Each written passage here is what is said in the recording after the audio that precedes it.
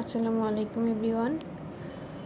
তো আজকে মুরগির মাংস রান্নার রেসিপি দেখাবো আপনাদেরকে। তো চলুন ঝটপট শুরু করা যাক। মুরগির মাংস রান্না দেখাচ্ছি। তো এখানে গিয়ে আম্মু মাংস কেটে দিচ্ছিল আমাকে। মুরগির মাংস তো কাটা খুব ইজি। এরপরে এখানে তেলের মধ্যে আমি গিয়ে পেঁয়াজ, তারপর দারচিনি, কিছু তেজপাতা, আর গিয়ে 2-3টা এলাচ, 2 টেবিল চামচ মরিচের গুঁড়া, 1 টেবিল চামচ হলুদের গুঁড়া, আর 2 টেবিল চামচের মতো ধনিয়া গুঁড়া দিয়ে খুব ভালোভাবে কষিয়ে নিচ্ছিলাম। এখানে আর স্বাদ মতো লবণ দিয়ে নিলাম। দেন গিয়ে এখানে কিছু আদা বাটা, রসুন বাটা, আর কিছু জিরা বাটা দিয়ে মশলাটা আমি খুব ভালোভাবে কষিয়ে নিচ্ছিলাম। প্রায় 10 থেকে 15 মিনিট কষানোর পরে আমি এখানে মুরগিগুলো অ্যাড করে নিচ্ছিলাম।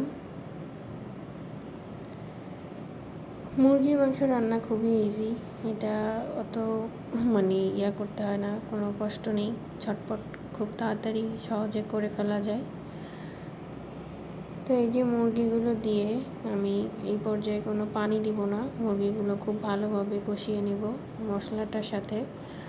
প্রায় আমি এখানে 15 মিনিটের মতো পানি ছাড়া মুরগিগুলো কষিয়ে নেব। 15 মিনিটের মধ্যেই আপনার মুরগি থেকে অনেকটা পানি ছেড়ে আসবে, আর ওই পানিতেই মুরগিগুলো আমি ভালোভাবে কষিয়ে নিচ্ছিলাম। তো দেন আমি এখানে কিছু আলু অ্যাড করব, যেহেতু আমরা খুব আলু পছন্দ করি, মাংসের সাথে আলু দিলে এটা খেতে খুব মজা হয়। তো এখানে কিছু আলু অ্যাড করে মুরগি কষাচ্ছিলাম। তো দেন আমি প্রায় 1 কাপের মতো পানি অ্যাড করব। 1 কাপ না, অ্যাকচুয়ালি 1 মগের মতো পানি অ্যাড করব ঝোলের জন্য। তো এটা অ্যাড করার পরে আমি একদম 15 থেকে 20 মিনিট হাই হিটে মুরগির মাংসটাকে কষিয়ে নেব বলতে এটা এখন রান্না করে নেব একদম হাই হিটে। তো এই পর্যায়ে আমি কিছুক্ষণ ঢেকেও রান্না করেছি, যাতে মাংসটা খুব তাড়াতাড়ি সেদ্ধ হয়ে যায়। ওইটার ক্লিপ আর নেওয়া হয়নি। যাই হোক, আমি মুরগি নাড়াচাড়া করে রান্না করে নিচ্ছিলাম।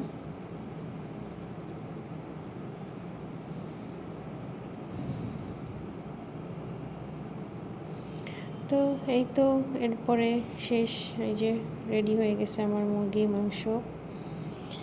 তো আপনারাও বাসায় ট্রাই করবেন, এটা রান্না খুবই ইজি। মুরগির মাংস তো মোটামুটি সবাই রান্না করতে পারেন, এটা নতুন করে দেখানোর কিছুই নেই।